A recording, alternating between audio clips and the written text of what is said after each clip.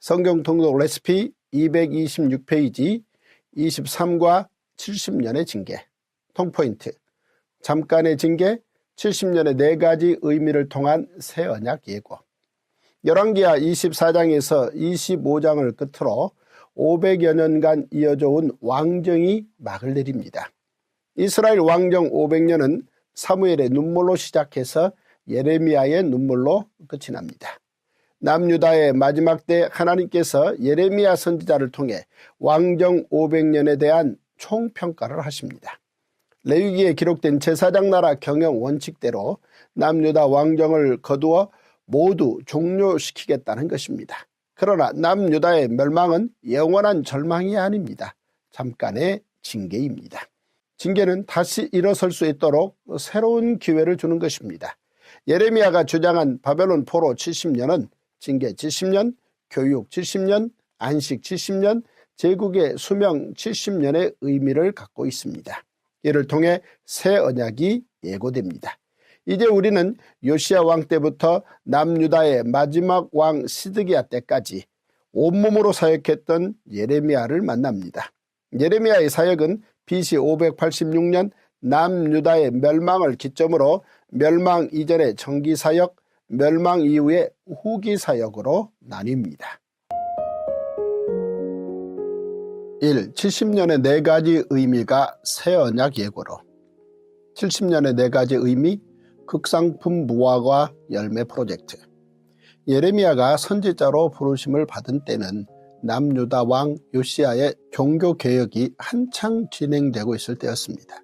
그러나 요시야 왕이 죽은 뒤 남유다는 우상 숭배하는 죄악의 길로 즉시 되돌아갑니다. 결국 예레미야는 레위기 26장에 예고된 3단계 포로 징계를 선포해야 했습니다. 예레미야는 다가올 남유다의 운명을 직시하며 바벨론에 항복하고 포로로 끌려가야 한다고 외쳤습니다. 다시 말해 바벨론으로 옮겨가 거기서 시간을 보내며 다시 시작할 기회를 얻자는 것입니다. 예레미야 선지자는 남유다 백성이 바벨론 포로로 끌려가는 것을 4가지로 해석했습니다. 첫째는 징계 70년, 둘째는 교육 70년, 셋째는 예루살렘의 땅 안식 70년, 넷째는 바벨론 제국 수명 70년입니다. 즉 예레미야는 남유다 백성이 겪어야 할 바벨론 포로 70년은 징계이자 동시에 하나님의 긍휼과 은혜이며 그들이 바벨론에서 70년간 제사장 나라 재교육을 잘 받으면 극상품 무화과 열매가 되어 예루살렘으로 귀환하게 될 것이라고 예언했습니다. 극상품 무화과 열매가 된 그들은 바벨론 포로 70년 이후 페르시아 시대 때 하나님을 경외하는 신앙인 유대인이 됩니다. 북이스라엘이 아수르 제국에 멸망할 때는 이사야 선지자를 통해 메시아 신앙이 정립되었습니다. 그리고 남유다가 바벨론 제국에 멸망할 때는 예레미야 선지자를 통해 새 언약이 예고됩니다. 남유다 멸망과 북이스라엘의 멸망은 결과면에서 크게 다릅니다. 북이스라엘 10지파는 멸망 후 혼혈족 사마리아인이 되면서 아브라함의 후손이라는 신앙적 역사 흐름에서 단절되었지만 남유다 2지파는 제사장 나라 3단계 포로 징계를 통해 다시 교육받아 유대인으로 탄생합니다. 사마리아인과 달리 유대인은 징계를 통해 미래를 준비하는 혹독한 신앙 훈련을 거쳐 등장한 사람들이었습니다. 반바벨론 동맹 국제회의와 예레미야의 줄과 멍에. 남유다의 시드기야 왕 당시 고대 근동의 약소국가였던 남유다 주변 5개국인 에돔, 모압, 암몬, 두로, 시돈의 사신들이 예루살렘에 모여서 반바벨론 동맹회의를 개최했습니다. 바벨론 제국 등장에 따른 국제안보를 논의하기 위함이었습니다. 이 중요한 국제회의를 남유다의 수도 예루살렘에서 주최한 이유는 남유다가 고대 근동에서 유일하게 아수르의 지배를 피하고 오히려 아수르 군대 18만 5천 명을 물리쳤기 때문입니다. 예루살렘에서 열린 국제회의를 통해 바벨론에 대항하기 위한 안건을 심도 있게 다룰 예정이었습니다. 그런데 그곳에 초대받지 않은 예레미야 선지자가 나타났습니다. 그는 하나님의 명령대로 하나님의 측량이 끝났음을 알리는 줄을 들고 나무 멍에를 메고 등장했습니다. 그리고 나무 멍에를 매지 않으면 쇠 멍에를 매게 될 것을 경고하며 모두 바벨론에 항복하라고 외쳤습니다. 그로 인해 국제회의는 어수선해지면서 바로 종결되었고 예레미야 선지자는 돌아가는 5개국 사신들에게 하나님의 명령대로 줄과 나무 멍에를 나누어 주었습니다. 예레미야 선지자의 줄과 멍에의 메시지로 국제회의가 중단되면서 남유다는 다시 바벨론에 대한 두려움으로 휩싸이게 됩니다. 그러자 시드기야 왕은 거짓 선지자 하나냐를 동원해 내가 바벨론의 멍에를 꺾었다라는 주제로 관변 집회인 구국성회를 개최합니다. 구국성회의 주강사인 거짓 선지자 하나냐는 바벨론으로 끌려간 1, 2차 포로들과 예루살렘 성전의 기명이 2년 안에 다시 남유다로 돌아온다고 백성들을 선동했습니다. 하나냐가 하나님의 뜻보다 남유다 왕과 백성들이 듣고 싶어하는 메시지를 전했던 것입니다. 그리고 자신의 주장이 하나님의 뜻이라고 거짓말했습니다. 그 뜨거운 구국성회 자리에 이번에도 초대받지 않은 한 사람 예레미야 선지자가 목에는 나무로 만든 멍에를 메고 등장해 찬물을 끼얹었습니다. 예레미야는 선지자의 정체성을 설명하며 하나냐는 거짓 선지자라고 선포했습니다.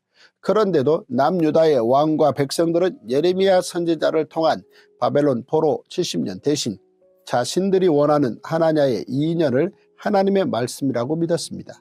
왕과 백성들의 지지를 한몸에 받은 하나냐는 예레미야 선지자에게 다가가 목에 걸고 있던 나무 멍에를 빼앗아 꺾으며 다시 백성들을 거짓으로 선동했습니다. 그러자 하나님께서 이제 남유다는 나무 멍에 대신 쇠 멍에를 매게 될 것이라고 말씀하셨습니다. 이 말씀은 순순히 바벨론에 항복하면 1, 2차 포로들처럼 바벨론에 끌려가 제사장 나라 3단계 처벌을 받겠지만 그렇지 않으면 쇠사슬에 묶여 채찍을 맞으며 끌려가는 험악한 꼴을 당할 것이라는 의미입니다. 이어 예레미야는 거짓 선지자 하나냐의 죽음을 예언했고 그로부터 2개월 후인 그해 7월 하나냐가 죽음으로 예언은 성취됩니다. 그런데 놀라운 사실은 하나냐가 죽은 지 약 12년이 지난 시점에도 그의 거짓 주장은 계속 유효했습니다. 남유다는 여전히 하나님의 뜻을 받아들이지 않고 바벨론에 저항하며 하나냐의 주장을 믿었습니다. 예레미야의 편지 사역, 바벨론 포로, 미래와 희망을 위한 기간. 남유다가 바벨론에 끝내 저항함으로 결국 성전과 왕궁과 집들이 모두 불에 타고 예레미야는 간신히 살아남아 바벨론 3차 포로로 끌려간 백성들에게 편지로 하나님의 뜻을 전했습니다. 예레미야가 보낸 편지는 놀랍게도 바벨론 제국의 평안을 위해 기도하라는 것입니다. 바벨론 포로 70년은 이미 하나님의 뜻으로 정해진 일입니다. 그 사이 바벨론이 평안하지 않고 전쟁이 휩싸이면 포로들이 제국 전쟁의 최전선에서 방패막이가 되는 것은 불보듯 뻔한 일입니다. 남유다 포로들은 70년 동안 바벨론에서 극상품 무화과 열매로 거듭나 다시 예루살렘으로 돌아와야 합니다. 전쟁으로 죽으면 안 됩니다. 그래서 그들이 바벨론의 평안을 위해 기도해야 했던 것입니다. 예레미야는 바벨론 포로 70년 동안 남유다 백성은 번성하고 줄어들지 않아야 하며 이 기간은 제사장 나라 재교육을 통해 극상품 무화과 열매로 거듭나는 미래와 희망을 공부하는 시간이 되어야 한다고 편지로 간절함을 전했습니다. 바벨론 포로 70년은 하나님의 세계 통치였습니다. 하나님께서는 제사장 나라의 세계 경영을 위해 아람왕 하사엘도 세우시고 바벨론 제국을 도구로 쓰시기 위해 느부갓네살 왕도 내 종으로 사용하셨습니다. 하나님께서는 이후 페르시아의 고레스 왕을 도구로 쓰시며 바벨론 포로 70년을 끝내십니다. 새 언약 예고. 바벨론 포로 70년이 지나면 바벨론으로 끌려간 포로들은 극상품 무화과 열매가 되어 다시 예루살렘으로 돌아올 것이며 하나님께서는 너희는 내 백성이 되겠고 나는 너희들의 하나님이 되리라 라고 말씀하셨습니다. 그러면서 예레미야는 구약 성경에서 예수님으로 이어지는 가장 중요한 고리인 새 언약을 예고합니다. 모세 때 맺은 시내산 언약은 하나님께서 아브라함과 이삭, 야곱에게 주신 은혜 언약을 기반으로 제사장 나라 거룩한 백성으로 살기 위해 하나님과 이스라엘 백성이 체결한 쌍무 언약이었습니다. 이제 시내산 언약을 저버린 이스라엘은 레위기의 기록대로 처벌받게 되지만 하나님께서는 또다시 긍휼을 베푸셔서 예레미야를 통해 새 언약을 예고해 주십니다. 여호와의 말씀이니라. 보라, 날이 이르리니 내가 이스라엘 집과 유다 집에 새 언약을 맺으리라. 예레미야의 새 언약 예고는 600여 년 후 예수님의 마지막 유월절 첫 번째 성찬식을 통해 체결된 새 언약과 메시아 예수님의 피로 세운 십자가로 완성됩니다. 떡을 가져 감사 기도하시고 떼어 그들에게 주시며 이르시되 이것은 너희를 위하여 주는 내 몸이라. 너희가 이를 행하여 나를 기념하라 하시고 저녁 먹은 후에 잔도 그와 같이 하여 이르시되 이 잔은 내 피로 세우는 새 언약이니 곧 너희를 위하여 붓는 것이라. 예수님께서 새 언약을 말씀하시므로 시내산 언약은 옛 언약이 됩니다. 안타깝게도 예레미야의 애타는 설득에도 불구하고 당시 남유다 백성은 여전히 예레미야의 예언에 귀를 기울이지 않았습니다. 시드기야와 예레미야의 마지막 비밀 회동. 바벨론 왕 느부갓네살이 남유다를 공격하기 시작하자 시드기야 왕이 예레미야에게 급히 연락합니다. 지푸라기라도 잡는 심정으로 기도 요청을 하기 위해서였습니다. 시드기야 왕은 여전히 150여 년 전 히스기야 왕 때 하나님께서 아수르 군대 18만 5천 명을 물리치게 해주셨던 기적처럼 바벨론도 물리치실 것이라 기대했습니다. 그러나 예레미야는 남유다가 하나님의 심판을 인정하고 받아들이는 것만이 유일한 구원의 길임을 알고 있었기에 바벨론에 항복할 것을 강력히 권고합니다. 바벨론에 항복하면 첫째, 시드기야 왕 당신의 생명이 살겠고, 둘째, 예루살렘 성이 불사름을 당하지 않겠고, 셋째, 가족이 살 것이라고 말합니다. 예레미야는 하나님의 말씀에 순종하면 왕이 복을 받아 생명을 보존한다고 끝까지 항복을 설득했습니다. 그럼에도 시드기야는 예레미야의 권고를 받아들이지 않고 항복을 거부합니다. 만약 항복하면 이미 1, 2차로 바벨론에 끌려가 있는 사람들이 자기를 조롱할까 두렵다는 어리석은 이유를 들면서 말입니다. 죽음보다 조롱이 더 걱정인 시드기야 왕입니다. 그는 끝내 조카 대신 자신을 왕으로 세워준 바벨론 때문에 친바벨론주의자라는 오명과 열등감에서 벗어나지 못합니다. 이 남유다 멸망 후 예레미야의 애굽행. 바벨론의 3차 침략으로 남유다는 완전히 멸망합니다. 시드기야는 결국 아들들이 자신의 눈앞에서 죽는 것을 보고 그 장면을 마지막으로 자신의 두 눈이 뽑힌 채 바벨론으로 끌려가 비참한 최후를 맞게 됩니다. BC 586년 예루살렘 성전이 불타는 그 순간부터 예레미야 선지자의 후기 사역이 시작됩니다. 예루살렘을 점령한 바벨론 왕은 그다랴를 총독에 앉히고 남아있는 백성을 다스리게 합니다. 그다랴는 남유다 백성에게 바벨론을 통해 역사하시는 하나님의 섭리에 순응하자고 말합니다. 그러나 하나님의 뜻을 깨닫지 못한 반바벨론주의자들이 총독 그다랴를 암살하면서 남유다는 다시 위기에 빠집니다. 그러나 바벨론의 포로로 끌려가 실망과 좌절의 나날을 보내던 남유다 백성은 다시 소망을 품게 됩니다. 고향으로 돌아올 생각은 잠시 접고 그곳에서 뿌리를 내리고 살면서 하나님의 뜻을 발견하라는 예레미야의 편지와 에스겔의 설득 덕분입니다. 다행히 예레미야의 편지를 다니엘을 비롯한 포로들이 읽게 되고 그들은 바벨론에서 훈련의 시간을 달게 받으며 이후 새 언약을 소망하는 재건 세대가 되어 예루살렘으로 돌아오게 됩니다. 계속해서 모든 민족의 주인이신 하나님께서는 예레미야 선지자를 통해 애굽을 비롯한 남유다 주변 10개 나라에 대한 심판과 이스라엘의 회복을 말씀하십니다. 그 후 예레미야 선지자는 남유다에 남아있던 사람들이 예루살렘 총독 그다랴를 암살하고 애굽으로 도망하려 할 때 마지막까지 그들의 애굽행을 막습니다. 그러나 그들은 예레미야 선지자까지 끌고 애굽으로 내려갑니다. 예레미야는 애굽에서 삶의 마지막까지 계속 하나님의 말씀을 전하고 동족들을 돌보며 살아갑니다. 징계를 달게 받아야 할 남유다 백성이 예레미야 선지자를 앞세워 애굽으로 도망한 것은 하나님께 대한 불순종이었습니다. 이후 바벨론에 끌려간 1, 2, 3차 포로들이 제사장 나라 3단계 포로 징계를 달게 받고 70년 만에 예루살렘으로 돌아온 것과 달리 애굽으로 도망한 사람들은 애굽에서 노예 생활을 하다가 300여 년이 지난 후에야 그 후손들이 돌아오게 됩니다. 그들이 돌아올 당시 유대 땅은 프톨레미 왕조의 지배를 받던 때였습니다. 프톨레미 2세가 히브리어 모세 우경을 헬라어로 번역하기에 앞서 애굽 땅에서 노예 생활을 하던 유대인들을 해방시켰습니다. 그때 돌아온 사람들이 바로 예레미야 때 애굽으로 도망갔던 이들의 후손입니다. 하나님의 뜻에 순종하지 않고 70년의 징계를 거부했던 이들은 긴 시간 남의 땅에서 노예로 고생하다가 300년 만에 고향 땅으로 돌아올 수 있었습니다. 3. 예레미야의 슬픈 노래.